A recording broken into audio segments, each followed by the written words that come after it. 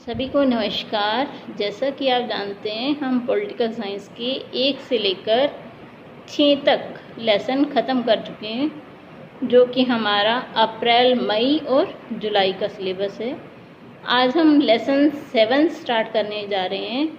Lesson का नाम है जन आंदोलन का उदय।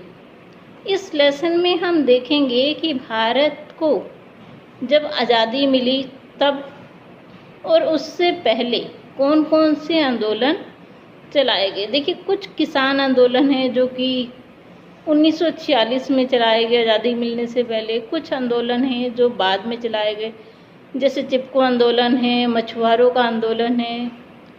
तो हमारे देश में जितने भी प्रमुख आंदोलन हुए हैं उनके बारे में हम इस लेसन में पढ़ेंगे। चाहे वो नर्मदा बचाओ आंदोलन है, तो बहुत ही इंटरेस्टिंग लेसन है ये।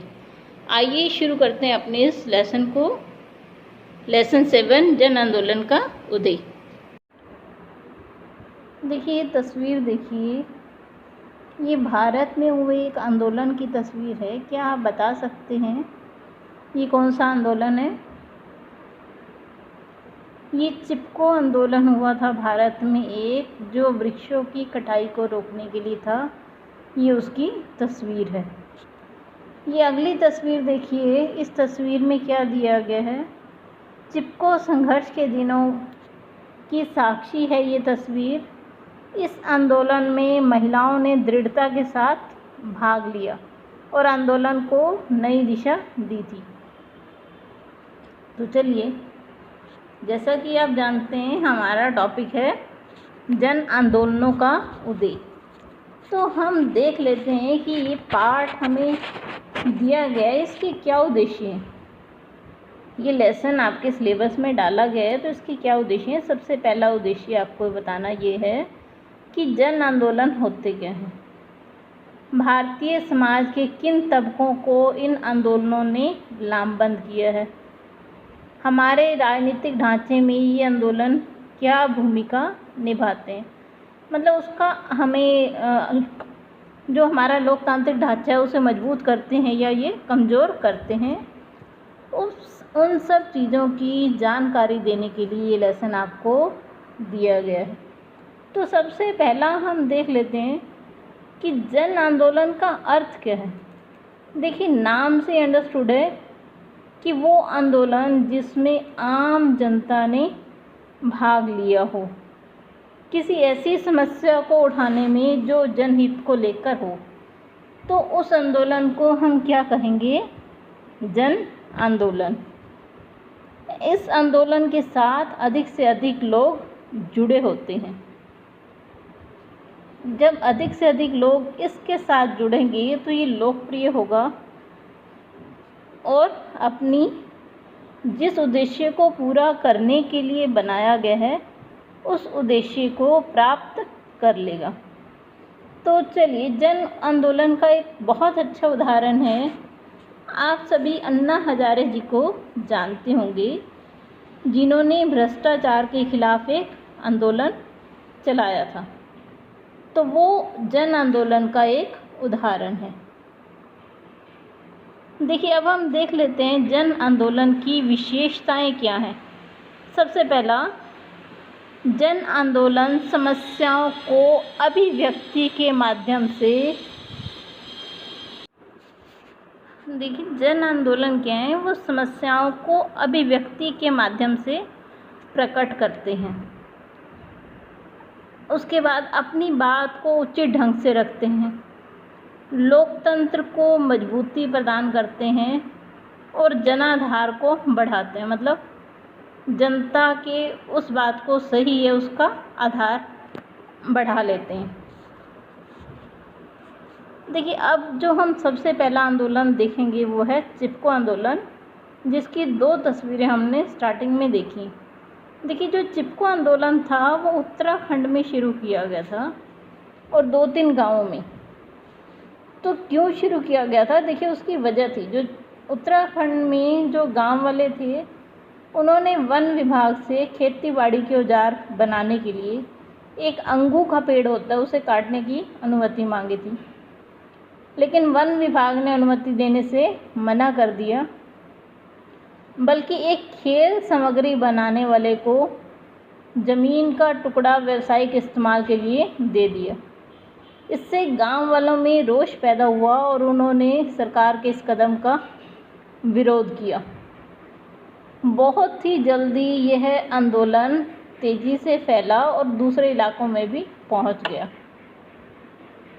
तो ये सरकार के खिलाफ आवाज़ उठाने में समर्थ हुआ और जो इस आंदोलन में महिलाओं ने अपनी सक्रिय भागीदारी दिखाई। जिसे ठेका दिया गया था, जो कि खेल सामग्री बनाने वाला था, जब वो पेड़ को काटने के लिए वहाँ पर पहुँचा तो महिलाओं को जब इस बात की सूचना मिली, वो जाकर पेड़ से लिपट कर खड़ी हो गई ताकि जो ठेकेदार है वो पेड़ों को ना काट सके। महिलाएं पेड़ से लिपट कर खड़ी हो गई ताकि जो ठेकेदार था वो पेड़ों को ना काट सके। देखिए उस ठेकेदार ने क्या किया, वहाँ के पुरुषों को शराब की आपूर्ति की ताकि जो पुरुष हैं वो शराब के नशे में रहें और कोई उसका विरोध ना कर सके। लेकिन महिलाओं ने इसका बड़े पैमाने पर विरोध किया, जिससे सरकार को अपना कदम वापस लेना पड़ा। जो ज़मीन उन्होंने खेल व्यापारी को दी थी वो वापस ले ली गई। आगे देखते हैं हम इससे दल आधारित आंदोलन। देखिए आंदोलन दो तरह के होते हैं। एक तो वो जो किसी राजनीतिक पार्टी के सहयोग से लड़े जाएं, और दूसरे वो जो स्वयं व्यक्तियों द्वारा बिना किसी महत्वपूर्ण राजनीतिक दल के चलाए जाएं। तो अब हम दो आंदोलनों सबसे पहला जो अब हम कर रहे हैं वो है दल आधारित आंदोलन। दल आधारित आंदोलन का बहुत अच्छा उदाहरण है आंध्र प्रदेश के तेलंगाना में। कम्युनिस्ट पार्टी ने मजदूरों का साथ दिया था उनकी तनख्वाह बढ़ाने में। तो इस तरह के जो आंदोलन किए जाते हैं जिसमें कोई ना कोई राजनीतिक दल साथ दे, तो उसे हम क्या कहते हैं, दल आधारित आंदोलन। देखिए जन आंदोलन कभी तो सामाजिक, कभी राजनीतिक आंदोलन, आपको ये लिखा हुआ है मैंने स्लाइड में, कभी राजनीतिक आंदोलन का रूप ले लेते हैं। और अक्सर ये आंदोलन दोनों ही रूपों के मेल से बने हुए नज़र आते हैं। उदाहरण के लिए हम स्वाधीनता आंदोलन को लें।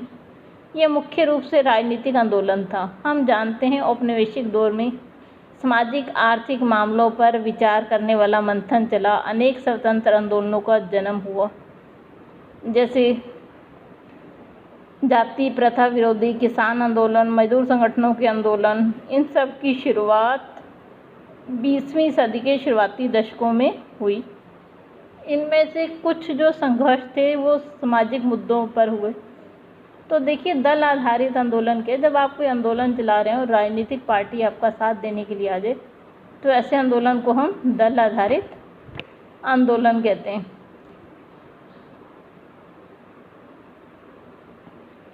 अब देखिए राजनीतिक दलों से स्वतंत्र आंदोलन। जो आंदोलन व्यक्ति बिना किसी राजनीतिक सहयोग के चलाता है उसे हम क्या कहते हैं, राजनीतिक दलों से स्वतंत्र आंदोलन। तो इसका एक एग्जाम्पल था ये कोका कोला कंपनी के खिलाफ लोगों द्वारा चलाया गया एक आंदोलन।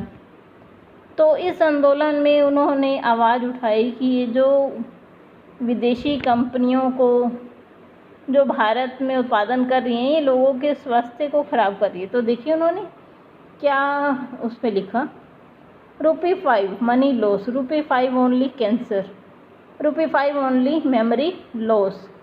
तो इस तरह से उन्होंने लोगों को जागृत करने की कोशिश की कि ये जो कोक वगैरह है वो आपके शरीर को नुकसान दे रही है, उसे मत पीजिए। इसमें किसी राजनीतिक दल का कोई सहयोग नहीं था।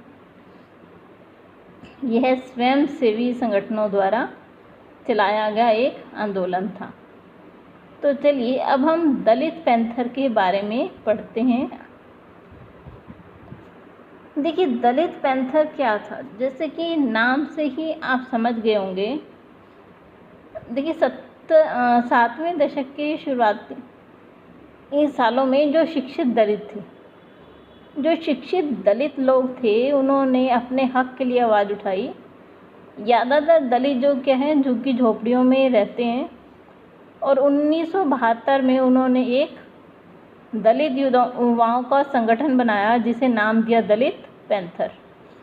ये क्या करता था कि जो दलितों के साथ असमानता हो रही है, भौतिक साधनों के मामले में अन्याय हो रहा है, उसके खिलाफ अपनी आवाज़ उठाई। इसने लोगों को एकत्रित किया ताकि वो इन समुदाय पर होने वाली जो हिंसा की घटना थी उन्हें रोक सके। इसने एक राजनीतिक party Republic party of India के साथ भी गठबंधन को अपना समर्थन दिया, लेकिन ये पार्टी कभी भी चुनाव नहीं जीत पाई, क्योंकि जब वो चुनाव ही नहीं जीत पाई तो वो उनकी आवाज़ को अच्छे से उठाने में सफल नहीं हो पाई। तब इन्होंने दलित पैंथर जो बनाया था उसकी मुख्य गतिविधियां क्या थी, देखिए कि दलितों पर हो रहे अत्याचारों को रोकना, जो गरीब किसान हैं, भूमिहीन किसान हैं, शहर में जो मजदूर हैं, दलितों और वंचित वर्गों का एक संगठन खड़ा करना इसका मुख्य उद्देश्य था।